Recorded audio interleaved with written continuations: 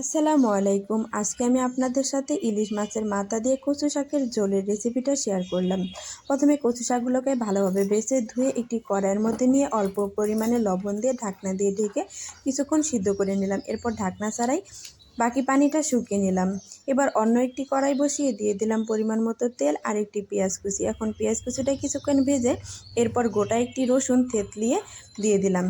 এখন রসুন আর পেঁয়াজটা ভালোভাবে ভেজে নিয়ে অল্প পরিমাণে পানি অ্যাড করে দিলাম। তারপর দিয়ে দিলাম মরিচের গুঁড়া, হলুদের গুঁড়া, ধনিয়ার গুঁড়া, ভাজা জিরার গুঁড়া এবং লবণ।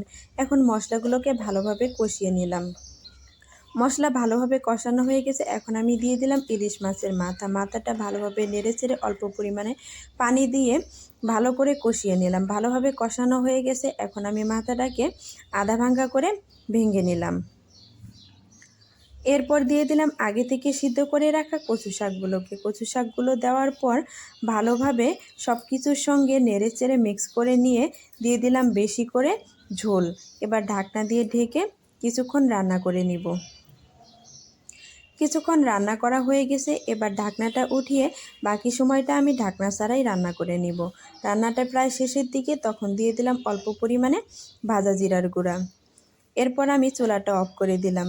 এভাবে কচু শাক খেতে কিন্তু ভীষণ মজা হয়। আল্লাহ হাফেজ।